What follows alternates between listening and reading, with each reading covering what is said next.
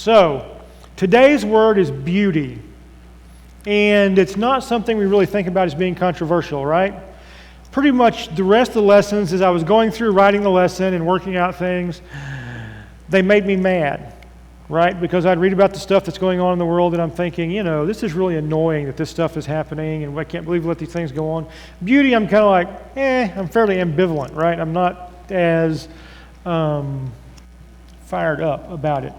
But there's still a lot in there about different things that go on in the world that we don't think about involving beauty, right? So when you think about beauty, what do you think about? When you say beauty, what do we think about? Pleasing to the eye. Aesthetics, right? We look at it and it looks good, right? We've all heard the term beauty is in the eye of the beholder, right? And we're going to talk about that extensively, whether it actually is or not. So, the Blue Jean commercial, okay? What's that, Sweeney, right? Sydney Sweeney, that's what you're talking about, that commercial, right? Okay. I have, but I looked at it online because it was a controversial thing. It has nothing to do with me. Yeah, kind of. I mean, there's a big kind of blow up about whether, right, how she's, and I think she's really fairly conservative. I mean, if you read, about her, she seems to be, and she's registered as a Republican, so that would mean she should be relatively conservative. Anyways, so what is beauty? I mean, what do we, see that flower? That's beautiful to me, right? You think about nature, that's a beautiful thing. I took that picture in my former mother-in-law's backyard about 20 years ago. Whenever I actually tried to, get a camera and you mess with your new camera and look at all the different settings and see if you could figure out, how to take good pictures close up and pictures distance. So that was a close up one. Anyways, so on to beauty. So, what comes to mind? So people, there's beautiful people, right? We look at some people and they're attractive, no doubt about it. So nature is attractive. Visual art, right? Visual art a lot of times is beautiful. We'll talk about that more extensively though, because sometimes it's not. Architecture, some architecture is awe-inspiring, some not so much. Music, writing like poetry, beautiful poems, beautiful poetry, right? A well-executed plan, right? If you see something that goes very, very well and plays out just like it should, it can be a beautiful thing, right? Think about the Texas A&M marching band. Okay? They have a plan before they take the field of how they're going to get things done, and they execute it perfectly every week, and it's impressive to watch. And even high schools, local high schools have marching bands, same thing. They put together a plan, they execute it, it's a beautiful thing to see, right? So, a well-executed plan and a smoothly running operation, right? That's a beautiful thing too, especially if you're in charge of the operation, right? You want it to be smoothly running. And you would describe it as beautiful whenever things go well, right? Whenever things don't go well, not so beautiful, right? So beauty encompasses a lot of things, a lot of stuff that can be beautiful. So definition of beauty: a combination of qualities present in a thing or person, both externally and internally, that gives joy and deep satisfaction. Beauty can move us deeply and fill us with awe and wonder. Because God is the ultimate source, beauty has an object reality that transcends personal tastes. That's important. That's kind of the whole point of the whole lesson, is that because beauty comes from God, there are things that are what we'd call intrinsically beautiful. They're beautiful because God made them, not because of what we think about them. Okay? Along with truth and goodness, it is considered to be one of the three transcendentals. So that's the three parts about God that transcend everything else. Okay? Truth, goodness, beauty. Those are the three things that are above our ability to affect. We're not going to affect the goodness of God. We're not going to affect the truth of God. We're not going to affect the beauty associated with God. Okay?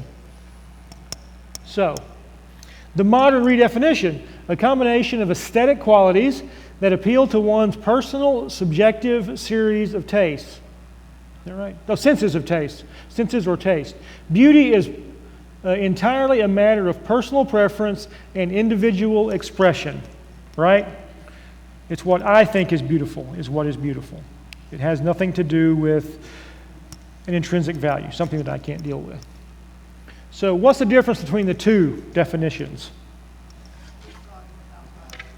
Pardon me, what did you say, Eva? with God and without God, right? And that's really kind of, Robin said she's going to do it, but it's right here, Steve, if you want to do it. Second pew, or third, second pew. But, so right, it takes God out, right? There's nothing about God. And it's all about us. And that's kind of really where we get in trouble most of the time in the world, if you think about it, is whenever we stop looking at God and start looking at us, what we think is beautiful. So, universally, as compared to individual preference, intrinsic versus extrinsic beauty. Okay, those are the differences between the two definitions. So I was thinking about this, and I looked at examples of beautiful Americans that were defined as beautiful through different decades, right? And there's definitely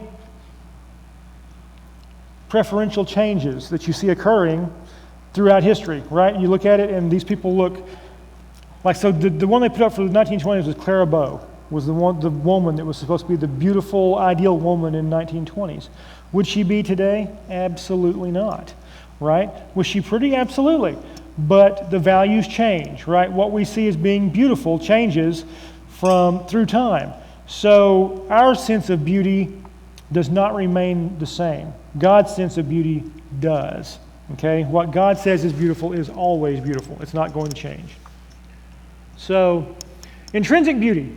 Intrinsic beauty refers to the inherent essential beauty of something rather than beauty that is derived from external factors or appearances. It's about the inherent qualities that make something valuable or appealing based on its nature or character. This concept is often contrasted with external or superficial beauty, focusing instead on what lies within. Right? Have you ever met a person that was beautiful within, but maybe not overly attractive on the outside? I think we all have, right? We all have. So we'll talk about it a bit more. So, yes? It was real interesting because I watched a documentary a long time ago about physical beauty. Right. They had two women that were applying for the same position. One of them, who was the most gorgeous one, really wasn't Qualified? Yeah. Right. The other one, who was just kind of medium, was just absolutely out of the park. Right. She didn't get the job. Right. So there's two programs that you watch on TV that come to mind for that. So number one is Mythbusters. You know that show where they do all the experimental things and try and prove or disprove myths that we hear. And so they did one based on a barista that makes coffee and gives it out to people, right? And so they did it with the girl who's on the show, and she's an attractive girl. She's her name's Carrie Byron, and but they did it based on breast size, okay? And so she started out with normal breast size, like her normal breast size, and they saw she worked a normal shift, and they checked how many tips she got, right?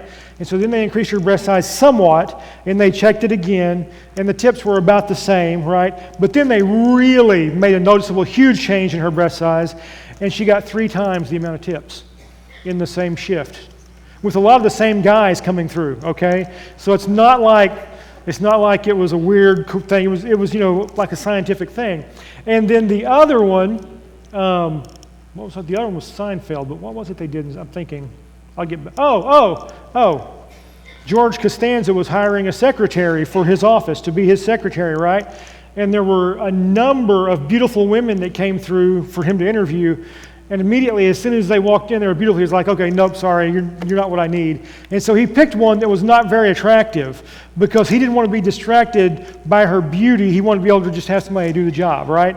And you can see that as being a factor, right? I mean, I can see those things as actually taking place. So, extrinsic beauty, also known as outer beauty, refers to the physical appearance and external qualities of a person, such as their facial features, figure, and style. It's the visual aspect of someone that is immediately noticeable and often the first thing people observe. In contrast, intrinsic beauty or inner beauty refers to a person's character, personality, and the way they, what's that say? I don't have my glasses on. Treat themselves and others. Okay, so intrinsic versus extrinsic. We'll get back to that. So, yes. Oh, question. Okay, or comment. Bill. Back on two prior slides. Okay. I'll go back. Kind of a definition. How beautiful are the feet of them that bring good news? Right? So is it the feet that are pretty?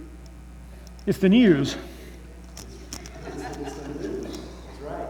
So it's what the person was doing. Right. And we're going to, yes, that's a big part of what beauty is what we're accomplishing. We're doing things that are beautiful, as opposed to looking beautiful, we're doing things that are beautiful, right? And there's a big difference there. Okay, so people's taste change in beauty, right? Do people's taste change over time? The standards of beauty evolve all the time, right? I can remember when I first started doing what I do, I'd go to a new building and it was nice, right? And I look at it and I'm thinking, well, this is really nice, modern. You look at it, everything's clean cut and everything's beautiful. Now I go back to those same buildings 30 years later and I'm thinking, man, this thing looks horribly dated. And, I can't believe they haven't changed things.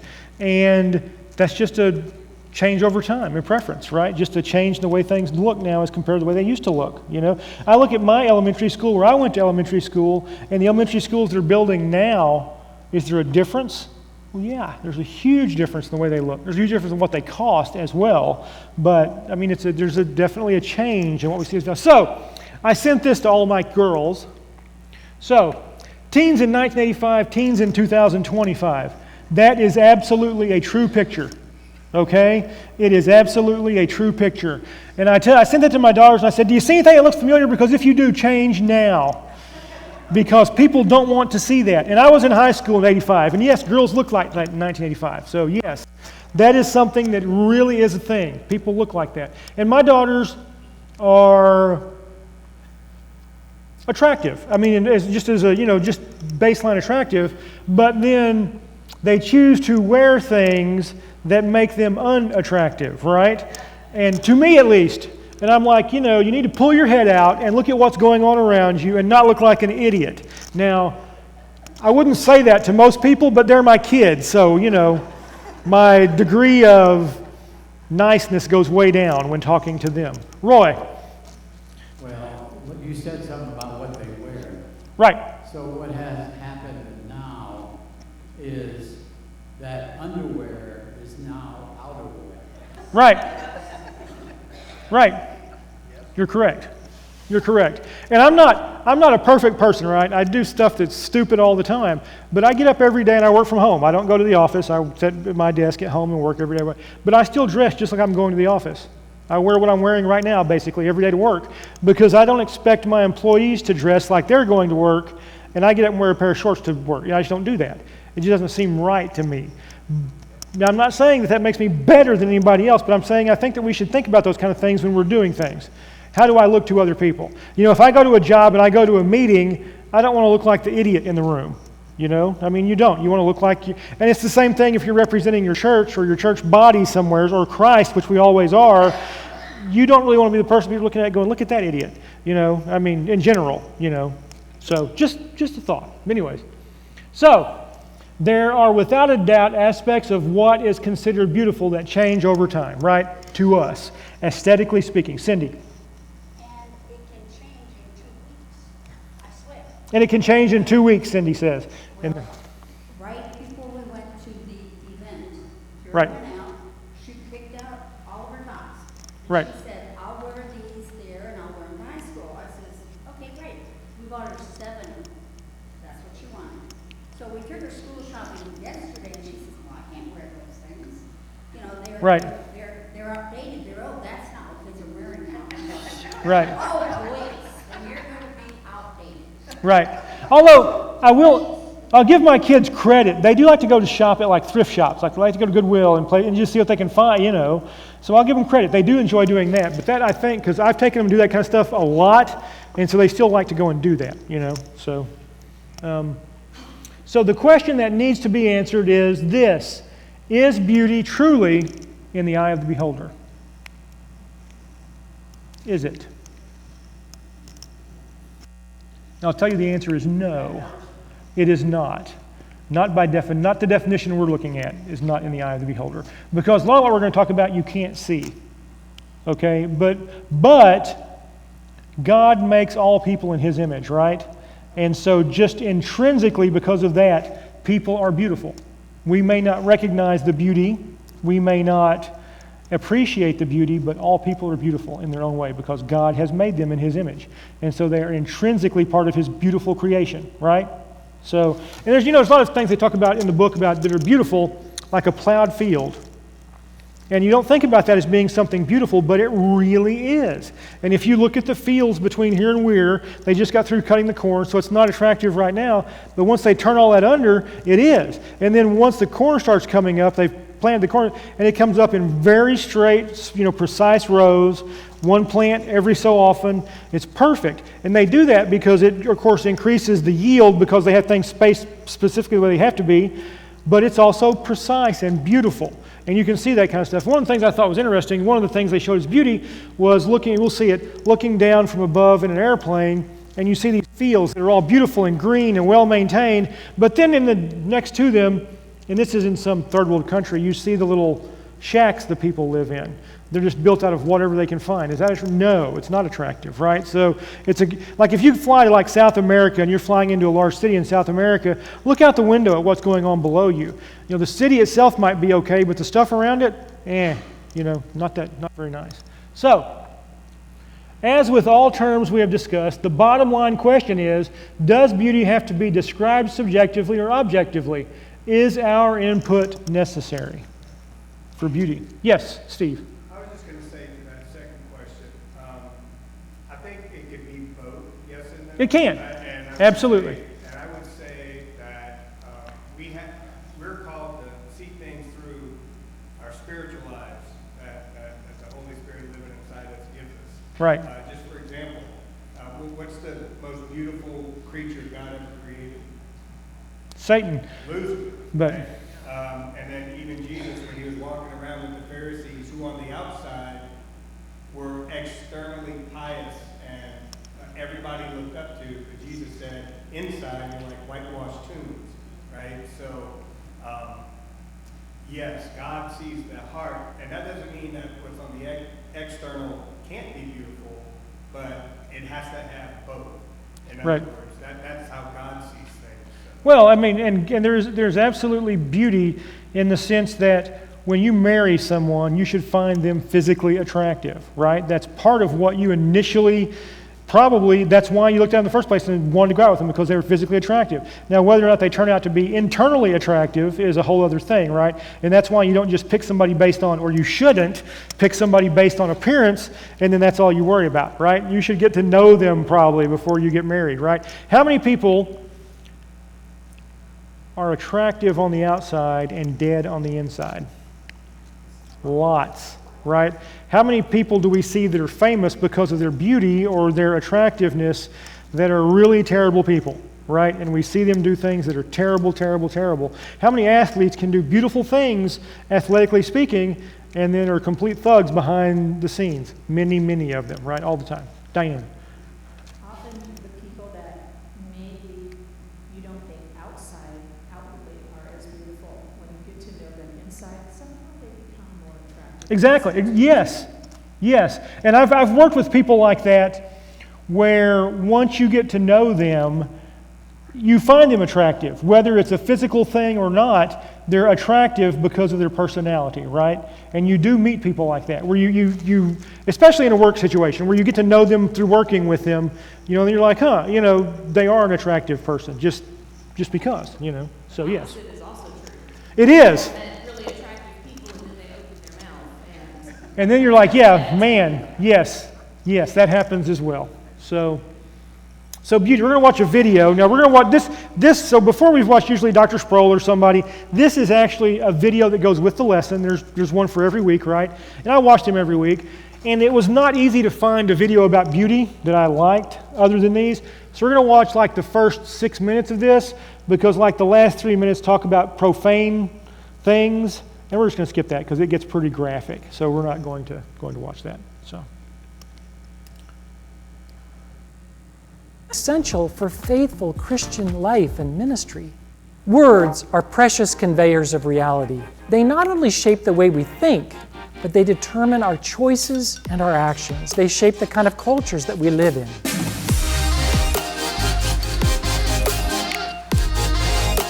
This guy wrote the book, by the way. If you want to change society, you begin by changing language. Our adversary knows this all too well. In recent decades, a strategic redefining of many critical words has led to dramatic changes in our culture for the worse. People have absorbed these false redefinitions uncritically, including many Christians, and in doing so, they've become unwitting agents in advancing non-Christian systems of belief that are tearing our nation apart. This is a disaster for the church and for the society. To turn things around, we have to recover the true definitions of at least 10 key critical words. One of these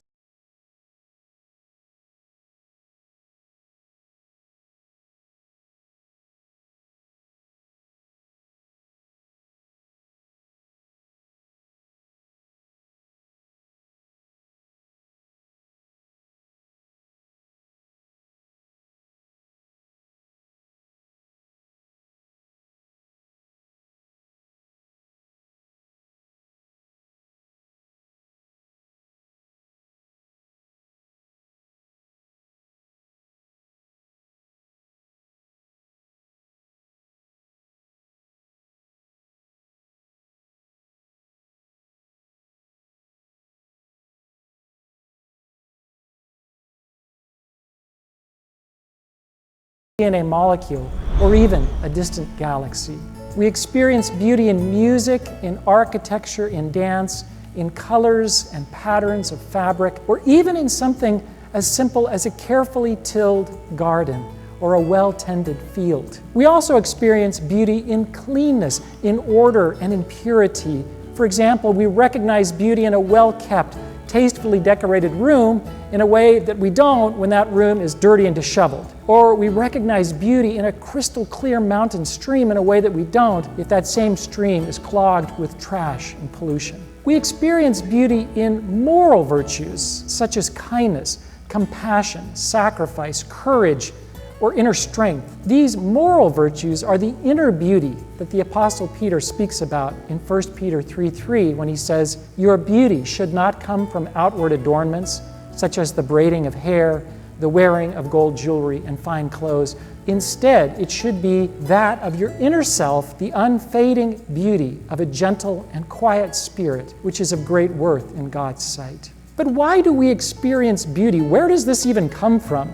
God Himself is the ultimate source of all that is beautiful. As it says in Psalm 50, verse 2, God is the perfection of beauty. We find beauty in God's moral perfection, in His holiness, in His love, His compassion, and His mercy. We see God's beauty displayed most sublimely in Christ's sacrificial death on the cross. We also discover beauty, of course, in God's magnificent artistry in creation. God truly is the first and the greatest artist of all. Now, beauty is also sourced in the human spirit. We too can create aesthetic and moral beauty because we bear God's image. To experience, to delight in, and to create beauty is a significant part of what it actually means to be human. There's incredible power in beauty. It moves us deeply. It speaks to our souls in ways that words and reason alone cannot. It often will fill us with awe. When our minds are right and we're drawn to beauty and repulsed by that which is ugly or hideous, beauty leads us to God, its ultimate source, like a moth is drawn to a flame. Okay, we're going to skip from there. So, many people think of beauty as something nice but not essential. It's a matter of personal taste, right? You look at it, it's beautiful, it's not beautiful. It's just whatever you think of it. It's not important. Is there more to beauty? Is there an objective beauty that goes beyond our tastes and opinions? There is, right? There's stuff that's just, like I said, intrinsically beautiful. There's no question about that. Is beauty essential for human flourishing? Is it essential for faithful Christian life and ministry? And I think it probably is. And I think they understood this a lot better than we do now, prior to now. Like if you look at how dedicated they were to beauty in the worship place, beauty in music, beauty in those things that really were important to people. You know, I think we've kind of evolved away from that to some degree, okay? So, Psalms 50, verse 2, out of Zion, the perfection of beauty, God shines forth.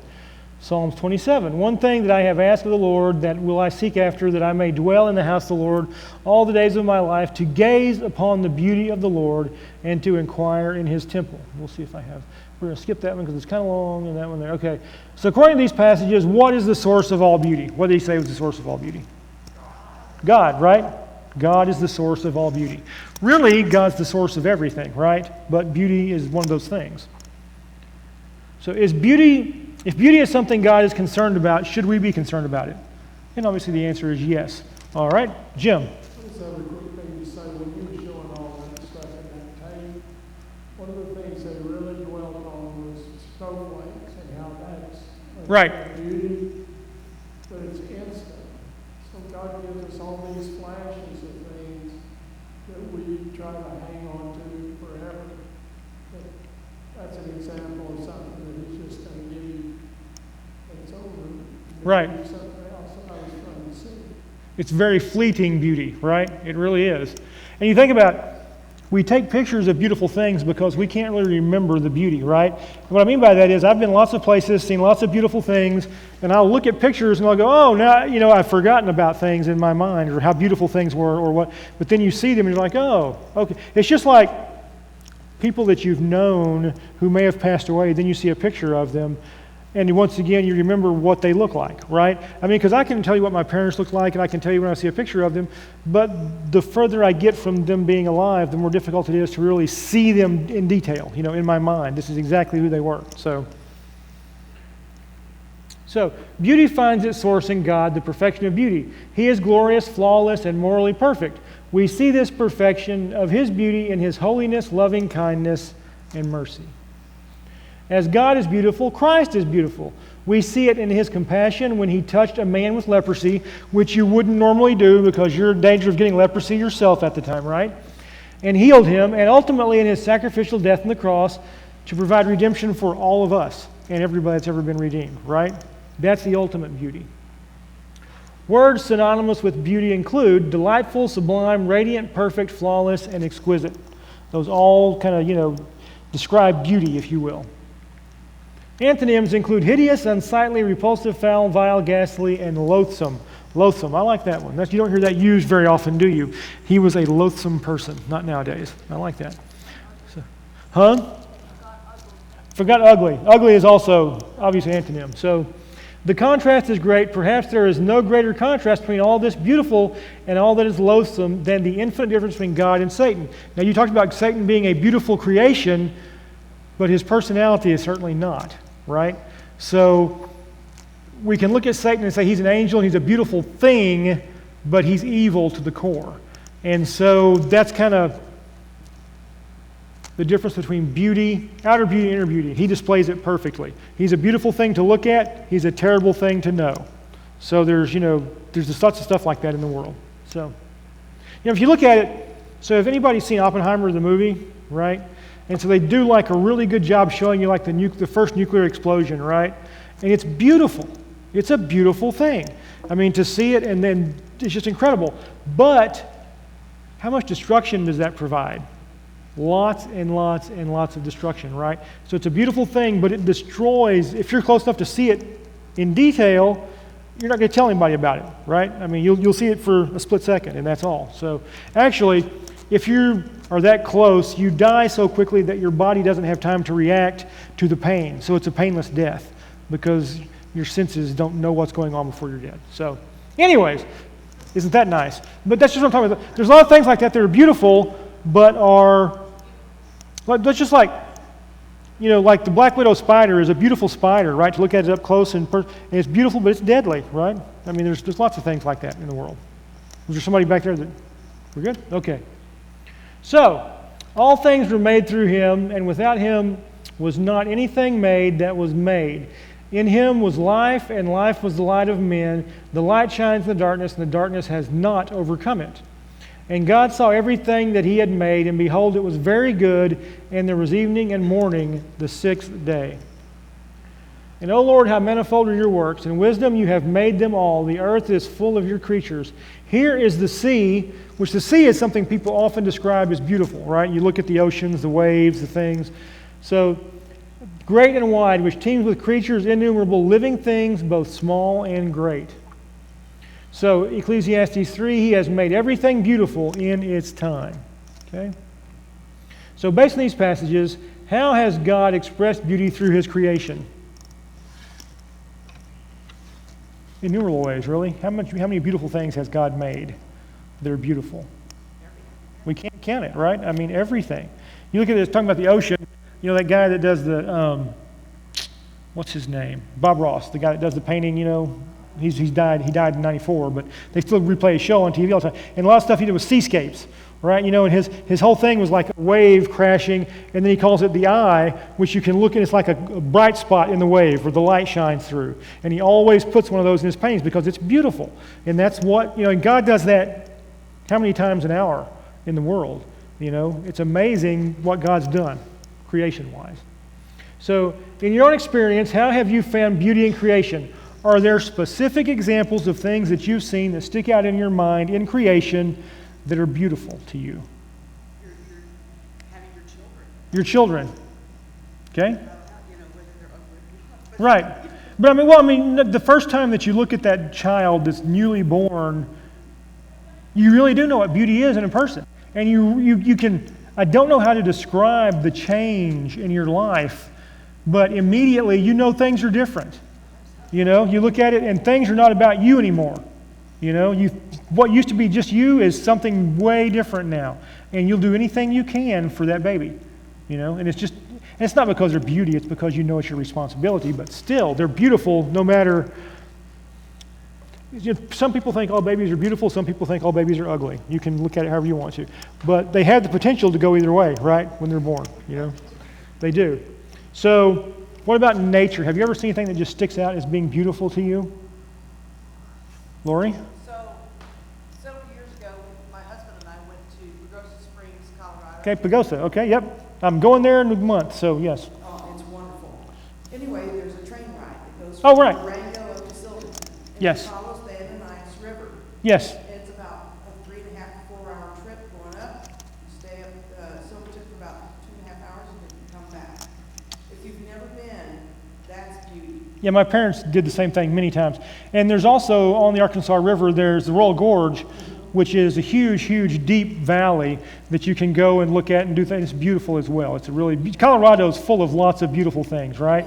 You think about a beautiful state, Colorado is probably right there at the top of the beautiful states. And it's such a contrast to us here as far as, you know, scenery, basically. But West Texas, I remember the first time I ever drove, when I was old enough to think about it, to see the mountains in West Texas. And I was just in awe, you know, because I didn't realize that, hey, this is here in Texas. You know, I'd driven through there as a kid many times with my parents, but, you know, I'm not paying attention to what's going on out, you know, outside the car. So the thing I put in, so that, it's kind of hard to see, but that is one of the most beautiful places I've ever been, and really, really just awe-inspiring, just incredible.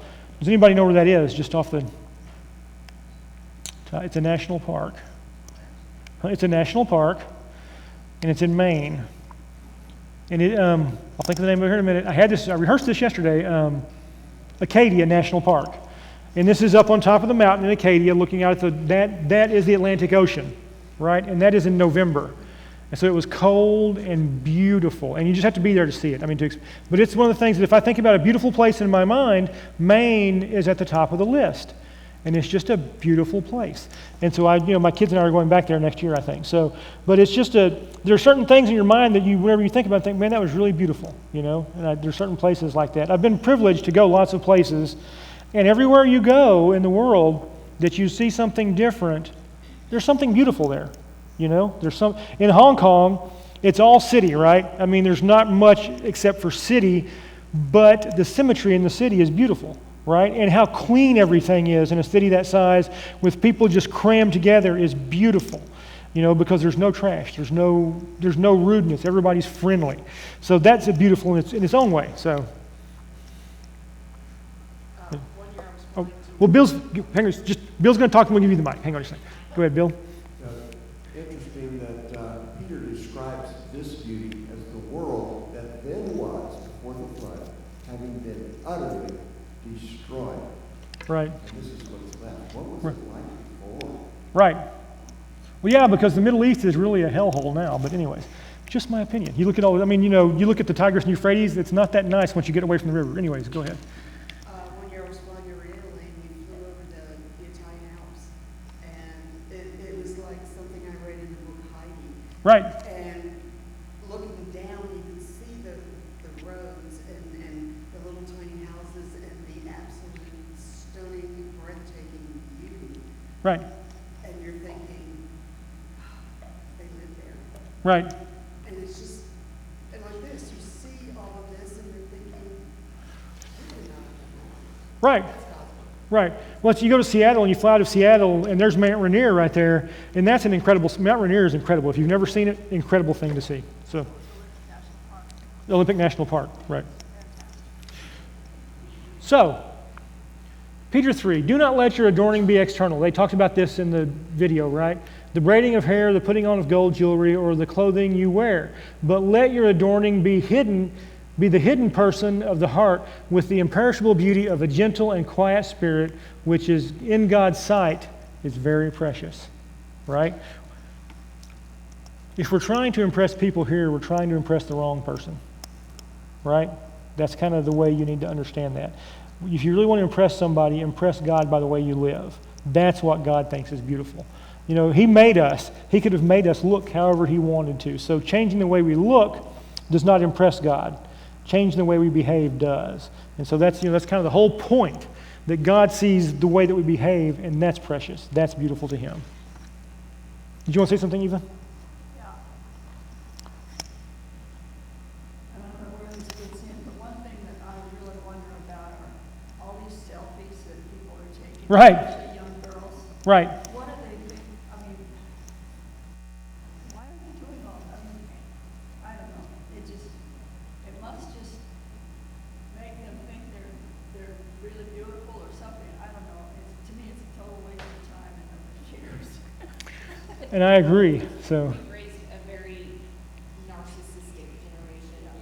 And I think having teenagers, even girls that do that excessively, probably are seeking approval. affirmation that maybe Yeah. they're not getting somewhere else. Back to the verse about not adorning yourself. Right. I just want to ask, does that mean that's an excuse to dress like a slob? I would say no, because Last time we were at the airport, I said, when did homeless become a fashion trend? it is, right? You know, your body is a temple. That doesn't mean that you have to be at the spa and be model perfect, but taking pride in your appearance. Right. And at least wearing clothes that fit, you know, keeping your hair clean and fixed at least a little.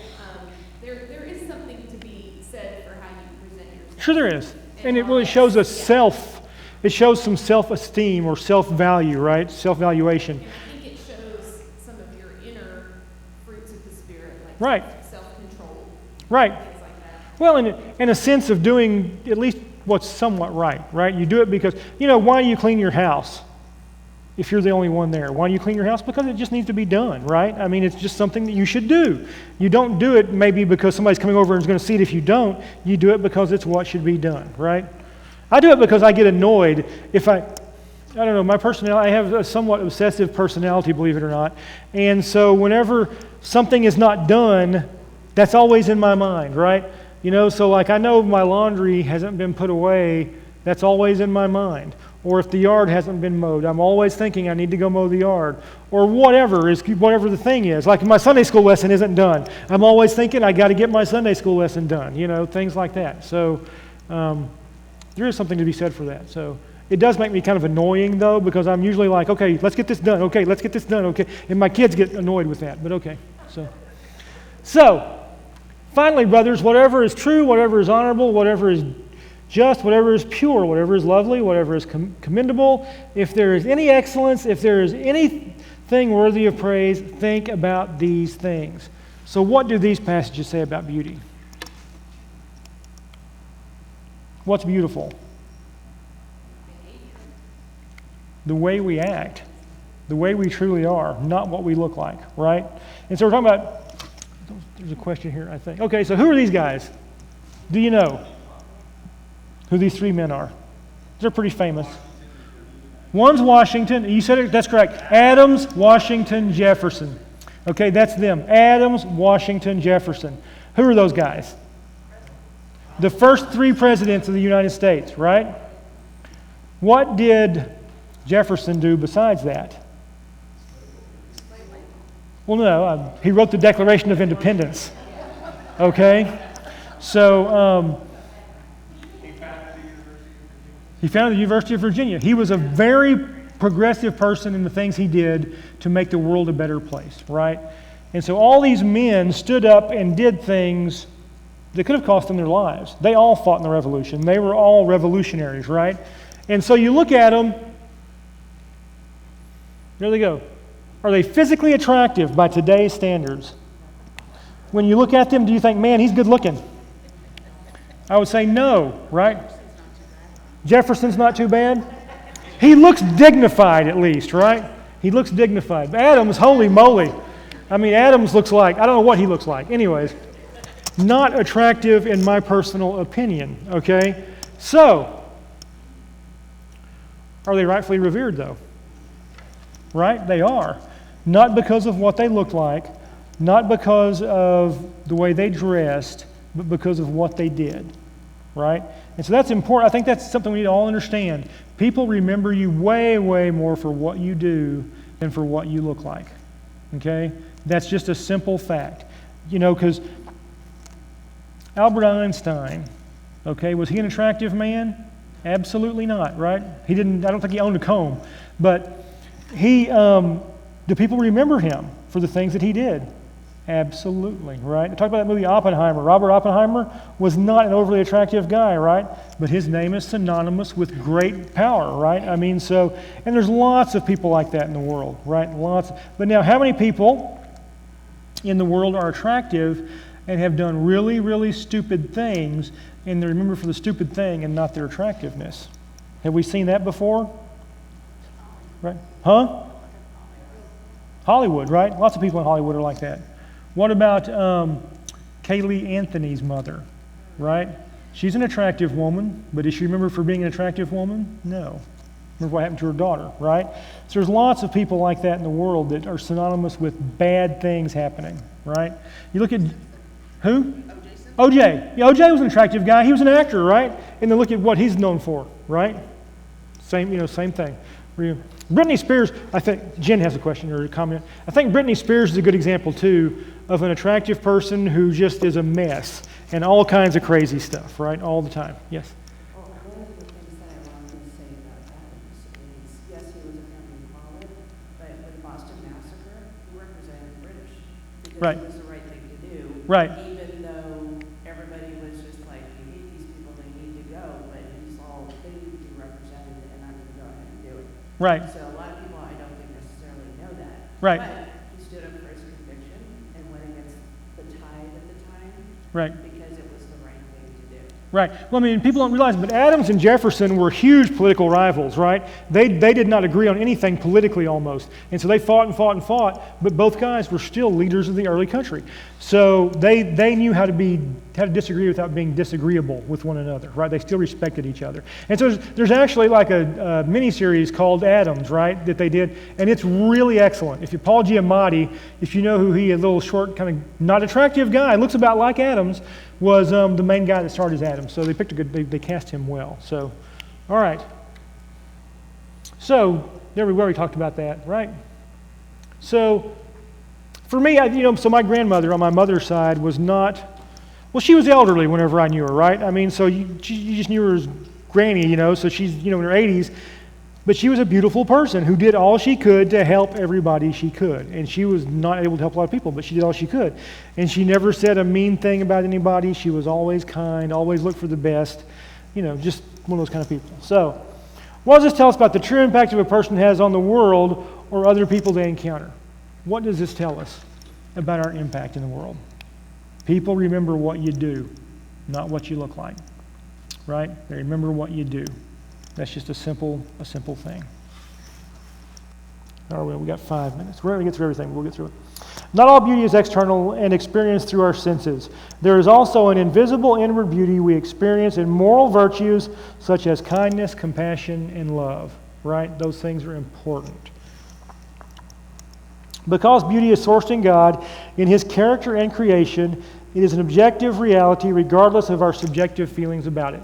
Whether we think beauty exists or not, it does. It's beyond our ability to change. In this way, beauty is the same as truth, goodness, which are also universal, objective realities rooted in God's character. It's part of God's base character, okay, beauty. The three terms, these three transcendentals are represented by the Greek terms logos, ethos, and pathos, okay? I'm not going to go over all this because we don't have time. There's a bunch to it, so we're going to skip that. It's interesting to notice, though, that whenever God communicates to people, He communicates to us through all things. He uses language. Okay, we have the Bible that He communicates to us with, right? He uses moral sense of right and wrong. We know the law is written on our hearts. We should know what's right and what's wrong. And He uses feelings and emotions to communicate with us as well, right? So He uses all three. All three things are means of communication with God. For example, when God revealed the laws, the Ten Commandments, He used language, the tablets, had the law written on it, right? Moral sense, the law written on our hearts, and then emotions, the lofty mountain, the lightning, the thunder, the dark clouds, all brought people into a sense of awe with what was going on. So God uses all things to communicate with us, all those things. We don't think about that. I don't really think about God using beauty to communicate with us, but in my personal life, if something is going wrong, like really wrong, to me, nature helps me to maintain a sense of it's going to be okay. Because you look at nature, and while things are going horribly wrong for me, nature continues the way it was. You know, to me, the seasons still change. It still rains, it still gets hot, the sun still comes up. Those things happen no matter what's happening to me. And so while I might look at myself and go, man, things are bad, you know, the world's still going on, just like it was.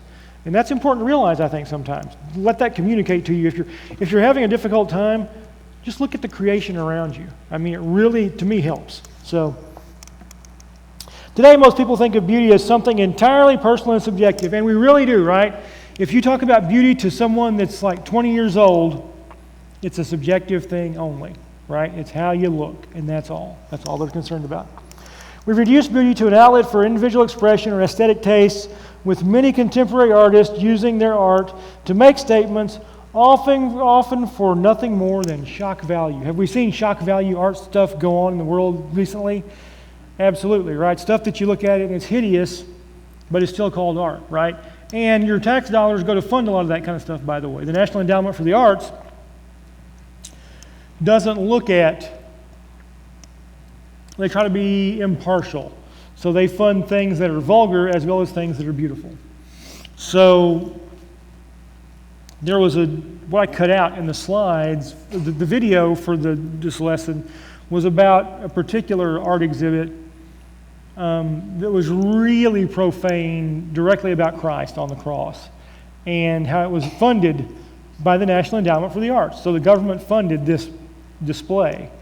And it was a big deal when it happened. I remember when it happened. But we see profane things all the time, right? I mean, do we see that every day just about? We really do. It's amazing. You know, so I go to lots of movies all the time. I go to movies one a week at least, usually.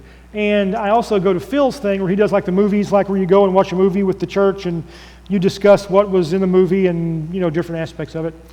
And I'm watching movies and I'm thinking, well, that'd be a good movie for Phil, except... And then you list the stuff that you couldn't watch with the church group in the movie. And pretty much every movie has several things that you list like that. And why is that? Is it necessary? Well, of course it's not. But it's still in there because it's a part of what people see as being expression, as art, right? So, I don't know. I can tell you that my parents were very, very, very conservative whenever it comes to what they would watch and what they would not watch. And I appreciate that. And I can see that more now in myself than I could, you know, I tell my kids, you shouldn't be watching that, but they don't care. So, you know, I mean, I can see, and I think I'm very conservative, but I watch way more stuff than my parents would ever watch. You know what I mean? They would be offended and quit. Like whenever I was in college, me and my best friend were roommates, and we watched every Western they had at the video store because we figured those were at least a little bit less vulgar or less whatever, you know. How have we've come a long ways from that, right? You know, it's not the same. So there's a whole big thing about what we can do. We're not going to get to it because we had kind of a short lesson today. You want to say anything about next week's lesson before we're done here, Robin? Sorry. I said, you want to say anything about next week's lesson before we're done here? Is there anything? Next week is the last. Faith. The last word of is love. Was it love? Yeah. I thought it was faith. Faith was last week. Oh, okay. Never mind then. So Oh, love. It's love, which, that should be a good one, because that's a word that's even been redefined within the church, I believe, so. And well, Yeah. certainly within society Yeah. as a whole. So So. that